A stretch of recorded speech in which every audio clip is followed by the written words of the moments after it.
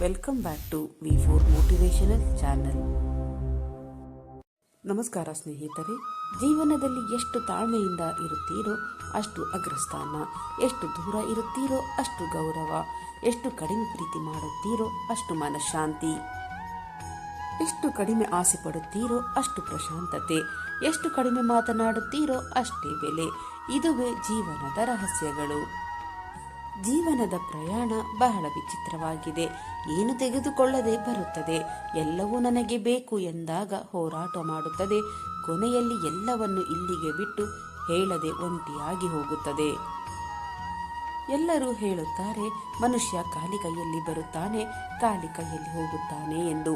ಆದರೆ ಮನುಷ್ಯ ಬರುವಾಗ ಭಾಗ್ಯದ ಜೊತೆ ಬರುತ್ತಾನೆ, ಹೋಗುವಾಗ ಕರ್ಮದ ಫಲ ಕೊಂಡು ಹೋಗುತ್ತಾನೆ. ಬದುಕು ಬೊಗಸೆಯಲ್ಲಿ ಹಿಡಿದಿಟ್ಟ ನೀರಿನಂತೆ, ಬಸಿದು ಹೋಗುವ ಮೊದಲು ಬಳಸಬೇಕು, ಪ್ರತಿಕ್ಷಣ ವ್ಯರ್ಥವಾಗದಂತೆ. ಜೀವನದಲ್ಲಿ ನಮ್ಮ ಬಳಿ ಇರುವುದನ್ನು ನಾವು ಗೌರವಿಸಲಿಲ್ಲವೆಂದರೆ ಸಂತೋಷ ಎಂದಿಗೂ ನಮ್ಮ ಬಳಿ ಬರುವುದಿಲ್ಲ. ಮುಖದಲ್ಲಿ ಮಂದಹಾಸ ಇರುವವನಿಗೆ ಮತ್ತು ಇತರರ ಜೀವನದಲ್ಲಿ ಖುಷಿ ತರುವವನಿಗೆ ಎಲ್ಲ ಕಾಲದಲ್ಲೂ ಸಂತಸ ಕಟ್ಟಿಟ್ಟ ಉತ್ತಿ. ಗೆಲುವು ಅನ್ನುವುದು ನೆರಳಿನ ತರಹ, ಅದನ್ನು ಹಿಡಿಯಲು ಪ್ರಯತ್ನಿಸಬೇಡಿ. ನಿಮ್ಮ ದಾರಿಯಲ್ಲಿ ನೀವು ಮುಂದೆ ಸಾಗಿ ತನ್ನಷ್ಟಕ್ಕೆ ತಾನೇ ಅದು ನಿಮ್ಮ ಹಿಂದೆ ಬರುತ್ತದೆ. ಆದರೆ ನಿಮ್ಮ ಹೆಜ್ಜೆಗಳು ಬೆಳಕಿನ ಕಡೆ ಬಿದ್ದರೆ ಮಾತ್ರ ನೆರಳು ಸಿಗುತ್ತದೆ ಎಂಬುದನ್ನು ಮರೆಯಬೇಡಿ. ಮಡಿಕೆಯನ್ನು ಯಾರೋ ಒಮ್ಮೆ ಕೇಳಿದರಂತೆ, ಅದು ಹೇಗೆ ನೀನು ಯಾವಾಗಲೂ ತಣ್ಣಗೆ ಇರುತ್ತೀಯಾ ಎಂದು. ಮಡಿಕೆ ಹೇಳಿತಂತೆ, ನನಗೆ ಗೊತ್ತು, ನಾನು ಮಣ್ಣಿನಿಂದ ಬಂದವನು, ಪುನಃ ಮಣ್ಣಿಗೆ ಸೇರುವವನು. ಹಾಗಿರುವಾಗ ಗರ್ವ ಸಿಟ್ಟು ನನಗೇಕೆ ಎಂದು. ಕರ್ಮ ಹೇಳುತ್ತದೆ, ಇವತ್ತು ನೀನು ಏನು ಮಾಡುತ್ತಿದ್ದೀಯೋ, ಏನು ಕೊಡುತ್ತಿದ್ದೀಯೋ ಅದನ್ನೇ ಮುಂದೊಂದು ದಿನ ನಿನಗೆ ಮರಳಿ ಕೊಡುತ್ತೇನೆ ಎಂದು.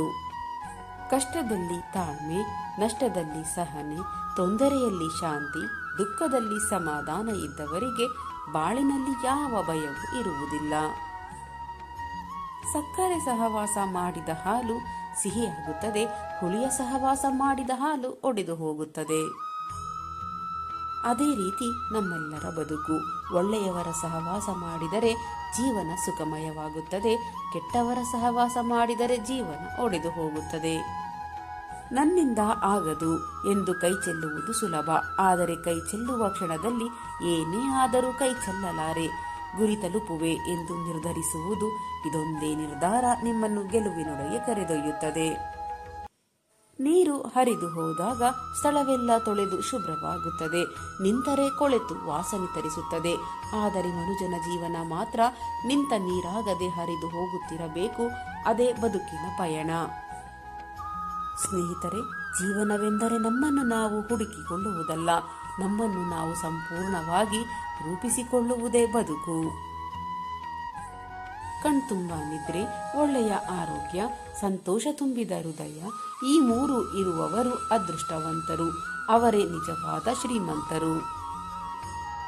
ಮಂದಹಾಸಕ್ಕಿಂತ ಅದ್ಭುತವಾದ ಆಭರಣ ಜಗತ್ತಿನಲ್ಲಿ ಯಾವುದೂ ಇಲ್ಲ. ಮುಖದ ಮೇಲೆ ತಿಳಿ ನಗು ಇದ್ದರೆ ಜಗತ್ತು ನಿಮ್ಮ ಕಡೆ ತಿರುಗಿ ನೋಡಿಯೇ ನೋಡುತ್ತದೆ. ಒಂದು ಕೆಲಸ ಹಿಡಿದ ಮೇಲೆ ಅದನ್ನು ಬೆನ್ನು ಹತ್ತಿ ಮುಗಿಸಿ ಬಿಡಬೇಕು. ಯಾರಿಗೆ ಗೊತ್ತು ನಾಳೆ ನಾವು ಇರುತ್ತೇವೆಯೋ ಇಲ್ಲವೋ ಎಂದು. ಪ್ರತಿಯೊಬ್ಬರ ಜೀವನದಲ್ಲಿ ಒಬ್ಬ ಪ್ರತ್ಯೇಕವಾದ ವ್ಯಕ್ತಿ ಇರುತ್ತಾರೆ. ಹಣೆ ಬರಹದಲ್ಲಿ ಇಲ್ಲದಿದ್ದರೂ ಮನಸ್ಸಿನಲ್ಲಿ ಶಾಶ್ವತವಾಗಿ ಇರುತ್ತಾರೆ. ಉರಿವ ದೀಪ ಮನೆಗೆ ಬೆಳಕು ನೀಡಬೇಕೇ ಹೊರತು ಮನೆಯನ್ನು ಸುಡಬಾರದು. ಮಾತು ಮನವನ್ನು ಗೆಲ್ಲಬೇಕು ಹೊರತಾಗಿ ಮನಸ್ಸನ್ನು ನೋಯಿಸಬಾರದು.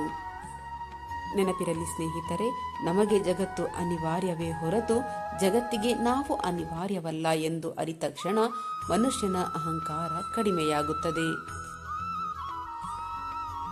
ಇನ್ನೊಬ್ಬರಿಗೆ ಮೋಸ ಮಾಡಿ ಅವಮಾನಿಸಲು ಪ್ರಯತ್ನಿಸಬೇಡಿ, ಏಕೆಂದರೆ ಕರ್ಮ ಯಾವತ್ತೂ ನಿಮ್ಮನ್ನು ಬಿಡುವುದಿಲ್ಲ. ಒಳ್ಳೆಯವರಾಗಿರಿ, ಒಳ್ಳೆಯದೇ ಮಾಡಿರಿ. ಕೆಲವರು ಅಗತ್ಯ ಬಿದ್ದಾಗ ಮಾತ್ರ ನಮ್ಮನ್ನು ನೆನಪಿಸಿಕೊಳ್ಳುತ್ತಾರೆ ಎಂದು ಬೇಸರ ಮಾಡಬೇಡಿ. ಕತ್ತಲು ಆವರಿಸಿದಾಗಲೇ ದೀಪದ ನೆನಪಾಗುವುದು. ಜೀವನದಲ್ಲಿ ಖುಷಿಯಾಗಿರಿ. ಎಷ್ಟು ಖುಷಿಯಾಗಿರಿ ಎಂದರೆ ನಿಮ್ಮನ್ನು ನೋಡಿದ ಇತರರು ಖುಷಿ ಪಡಬೇಕು. ದೀಪ ಮತ್ತೊಂದು ದೀಪವನ್ನು ಹಚ್ಚುವಂತೆ ನೀವು ಇನ್ನೊಬ್ಬರಿಗೆ ಖುಷಿಯನ್ನು ಹಂಚಿ. ಯಾರನ್ನು ಸುಲಭವಾಗಿ ನಂಬಬೇಡಿ, ಏಕೆಂದರೆ ನಿಮ್ಮಿಂದಲೇ ಎಲ್ಲವನ್ನೂ ತಿಳಿದುಕೊಂಡು ನಿಮಗೆ ಮೋಸ ಮಾಡುವ ಜನರೇ ಹೆಚ್ಚು. ದೊಡ್ಡ ದೊಡ್ಡ ಮಾತುಗಳನ್ನು ಆಡುವುದರಿಂದ ಪ್ರಬುದ್ಧವಾಗುವುದಿಲ್ಲ. ಸಣ್ಣ ಸಣ್ಣ ವಿಷಯಗಳನ್ನು ಅರ್ಥ ಮಾಡಿಕೊಳ್ಳುವುದನ್ನು ಕಲಿತಾಗ ಮಾತ್ರ ಪ್ರಬುದ್ಧರಾಗುತ್ತೇವೆ. ಮರಕ್ಕೆ ಬೇರು ಎಷ್ಟು ಮುಖ್ಯವೋ ಹಾಗೆಯೇ ಮನುಷ್ಯನಿಗೆ ನಂಬಿಕೆಯೂ ಕೂಡ ಅಷ್ಟೇ ಮುಖ್ಯ. ಬೇರು ಇಲ್ಲವಾದರೆ ಮರ ಉಳಿಯುವುದಿಲ್ಲ. ನಂಬಿಕೆ ಇಲ್ಲವಾದರೆ ಸಂಬಂಧಗಳು ಉಳಿಯುವುದಿಲ್ಲ. ಕರ್ಮ ಹೇಳುತ್ತದೆ, ಅತಿಯಾದ ನಂಬಿಕೆ ಒಳ್ಳೆಯದಲ್ಲ ಎಂದು. ನೀವು ಯಾರನ್ನು ಕಣ್ಣು ಮುಚ್ಚಿ ನಂಬಬೇಡಿ, ಏಕೆಂದರೆ ನೀವು ಕಣ್ಣು ಮುಚ್ಚಿ ಬಿಡುವಷ್ಟರಲ್ಲಿಯೇ ಮೋಸ ಮಾಡುವ ನಂಬಿಕೆ ದ್ರೋಹಿಗಳು ಇದ್ದಾರೆ. ತಾಳ್ಮೆ ಇರಲಿ ಸ್ನೇಹಿತರೆ, ಕೆಟ್ಟ ದಿನಗಳು ಶಾಶ್ವತವಲ್ಲ. ಕೆಟ್ಟ ದಿನಗಳಲ್ಲಿ ಧೈರ್ಯ ಕಳೆದುಕೊಳ್ಳಬೇಡಿ, ಕೆಟ್ಟ ಸಮಯದಲ್ಲಿ ತಾಳ್ಮೆ ಕಳೆದುಕೊಳ್ಳಬೇಡಿ. ಸಮಯವೇ ನಿಮ್ಮ ಜೀವನಕ್ಕೆ ಒಂದು ದಾರಿ ತೋರಿಸುತ್ತದೆ. ಕಾಲ ಒಂದೇ ರೀತಿ ಇರುವುದಿಲ್ಲ. ಇಂದು ನಿನ್ನನ್ನು ಕಾಲಿನ ಕೆಳಗೆ ಹಾಕಿ ತುಳಿದವರು ನಾಳೆ ನಿನ್ನೊದಿರೆ ಮಂಡಿಯೂರಿ ಕಾಲು ಹಿಡಿಯುವ ದಿನವೂ ಬಂದೇ ಬರುತ್ತದೆ. ಒಂದು ಕ್ಷಣದಲ್ಲಿ ಭಿಕ್ಷುಕ ರಾಜನಾಗಬಹುದು, ರಾಜ ಭಿಕ್ಷುಕನೂ ಆಗಬಹುದು. ಅವರವರ ಕರ್ಮ ಅವರಿಗೆ ತಕ್ಕ ಫಲವನ್ನು ನೀಡುತ್ತದೆ. ನೀನು ಅವಮಾನಗಳ ಬೆಂಕಿಯಲ್ಲಿ ಬೆಂದಷ್ಟು ಗಟ್ಟಿಯಾಗುತ್ತಾ ಹೋಗುವೆ. ಕುಗ್ಗಬೇಡ. ನಿನ್ನ ಮನಸ್ಸು ಕುಗ್ಗಿದರೆ ಮಾತ್ರ ಅವಮಾನಗಳು ನಿನ್ನ ಹೃದಯವನ್ನು ಅಲ್ಲಾಡಿಸಿಬಿಡುತ್ತದೆ. ಯಾರ ವಿಷಯದಲ್ಲೂ ಯಾವ ವಿಷಯದಲ್ಲೂ ಅತಿಯಾದ ಆತ್ಮವಿಶ್ವಾಸ, ನಂಬಿಕೆ, ಪ್ರೀತಿ ಒಳ್ಳೆಯದಲ್ಲ. ಏಕೆಂದರೆ ಯಾರು ಯಾವಾಗ ಹೇಗೆ ಬದಲಾಗುತ್ತಾರೆ ಎಂದು ಹೇಳಲು ಸಾಧ್ಯವಿಲ್ಲ. ನಿಮಗೆ ಜೀವನದ ಎಲ್ಲ ಬಾಗಿಲುಗಳು ಮುಚ್ಚಿ ಹೋಗಿ ಭಯ ಆವರಿಸಿಕೊಂಡಿದೆ ಅಂದುಕೊಂಡಾಗ ನನ್ನ ಜೊತೆ ಭಗವಂತ ಇದ್ದಾನೆ ಎಂದುಕೊಳ್ಳಿ. ಸಮಸ್ಯೆಗಳು ತಾನಾಗಿಯೇ ಪರಿಹಾರವಾಗುತ್ತದೆ. ಸುಳ್ಳು ಮೋಸ ಮಾಡಿ ಬದುಕುವವರು ಹೆಚ್ಚು ಕಾಲ ನೆಮ್ಮದಿಯಿಂದ ಉಳಿಯಲಾರರು. ಏಕೆಂದರೆ ಅವರು ಮಾಡಿದ ಕರ್ಮಗಳೇ ಅವರ ಸುತ್ತ ತಿರುಗಾಡುತ್ತಲೇ ಇರುತ್ತವೆ.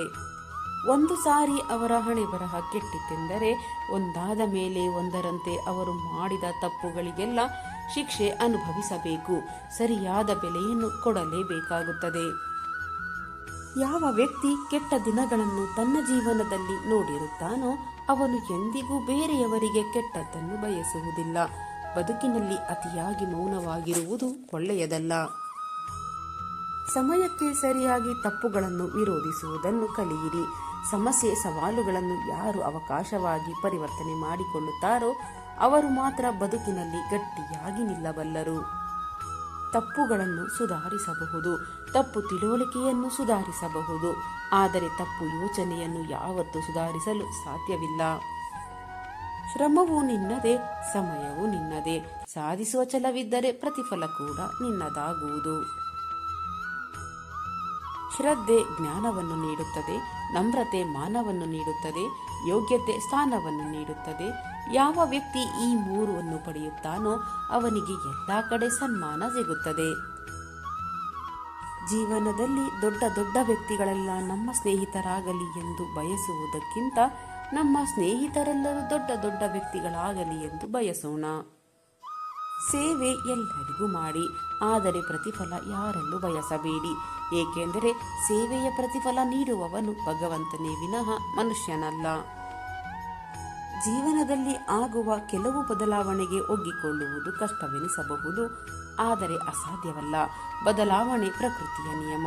ನೀವು ಎಷ್ಟೇ ಒಳ್ಳೆಯವನಾಗಿರಿ, ನಿಮ್ಮ ಬಗ್ಗೆ ಕೆಟ್ಟದಾಗಿ ಮಾತನಾಡುವ ವ್ಯಕ್ತಿಗಳು ಇದ್ದೇ ಇರುತ್ತಾರೆ. ನಾವು ಹೆದರಿ ಬದುಕಬೇಕಾಗಿರುವುದು ನಮ್ಮನ್ನು ಸೃಷ್ಟಿಸಿದ ಭಗವಂತನಿಗೆ ಹೊರತು ಕಣ್ಣಿಗೆ ಕಾಣದೆ ಬೆನ್ನ ಹಿಂದೆ ಮಾತನಾಡುವ ಜನರಿಗೆ ಅಲ್ಲ. ಸೂರ್ಯನಂತೆ ಹೊಳೆಯುವ ಆಸೆ ನಿಮಗೂ ಇದ್ದರೆ ಮೊದಲು ಸೂರ್ಯನಂತೆ ಹೊತ್ತು ಉರಿಯುವುದನ್ನು ತಿಳಿಯಿರಿ. ಸೌಜನ್ಯ ಉಳ್ಳ ನಡತೆ ಎಂತಹ ಬಡವನಿಗೂ ಗೌರವಗಳನ್ನು ತಂದುಕೊಡುತ್ತದೆ. ಸೌಜನ್ಯವಿಲ್ಲದ ನಡವಳಿಕೆ ಹಣವಿದ್ದರೂ ಭೌತಿಕ ಬಡವನಾಗಿಸುತ್ತದೆ. ನಮಗೆ ಕೆಡುಕುಂಟು ಮಾಡಿದವರಿಗೆ ನಾವೇ ಪಾಠ ಕಲಿಸಬೇಕೆಂದೇನಿಲ್ಲ. ಸಮಯ ಬಂದಾಗ ಅವರವರ ಕರ್ಮಗಳೇ ಅವರಿಗೆ ಸರಿಯಾದ ಪಾಠವನ್ನು ಕಲಿಸುತ್ತದೆ. 4 ಜನರು ಏನೆನ್ನುತ್ತಾರೆ ಎಂದು ಚಿಂತಿಸಬೇಡಿ. ನಿಮಗನ್ನಿಸುವುದನ್ನು ನೀವು ಮಾಡಿ. ಕಾಲೆಳೆಯುವವರು ಎಂದಿಗೂ ಕಾಲ ಕೆಳಗೆಯೇ ಇರುತ್ತಾರೆ. ಜೀವನದ ಪ್ರತಿ ಕ್ಷಣವನ್ನು ಉತ್ತಮವಾಗಿರುವಂತೆ ನೋಡಿಕೊಳ್ಳಿ. ಏಕೆಂದರೆ ಸ್ನೇಹಿತರೆ, ಜೀವ ಉಳಿಯುವುದಿಲ್ಲ, ಆದರೆ ಒಳ್ಳೆಯ ನೆನಪುಗಳು ಯಾವಾಗಲೂ ಜೀವಂತವಾಗಿರುತ್ತವೆ. ಸಮಯ ಮತ್ತು ಸಂದರ್ಭಗಳು ಯಾವಾಗಲೂ ಬದಲಾಗುತ್ತವೆ, ಆದರೆ ಉತ್ತಮ ಸಂಬಂಧಗಳು ಮತ್ತು ನಿಜವಾದ ಸ್ನೇಹಿತರು ಎಂದಿಗೂ ಬದಲಾಗುವುದಿಲ್ಲ. ವಿದ್ಯೆ ಗಳಿಸಿ ಪಂಡಿತನಾಗಿ, ಹಣ ಗಳಿಸಿ ಕೋಟ್ಯಾಧೀಶರಾಗಿ, ಪ್ರೀತಿ ಗಳಿಸಿ ಜನನಾಯಕರಾಗಿ, ಆದರೆ ನಿಮ್ಮ ಬಳಿ ಬಂದವರಿಗೆ ನೆರಳು ನೀಡದೆ ಮುಳ್ಳಿನ ಮರವಾಗಬೇಡಿ. ಸ್ನೇಹಿತರೆ, ಇಂದಿನ ಈ ನನ್ನ ವಿಡಿಯೋ ನಿಮ್ಮ ಮನಸ್ಸಿಗೆ ಸ್ವಲ್ಪವಾದರೂ ಪ್ರೇರಣೆ ನೀಡಿದ್ದರೆ ವಿಡಿಯೋಗೆ ಒಂದು ಲೈಕ್ ಮಾಡಿ, ಶೇರ್ ಮಾಡಿ. ನಿಮ್ಮ ಅಭಿಪ್ರಾಯವನ್ನು ಕಾಮೆಂಟ್ ಬಾಕ್ಸ್ನಲ್ಲಿ ಹಂಚಿಕೊಳ್ಳಿ. ನನ್ನ ಪ್ರಯತ್ನ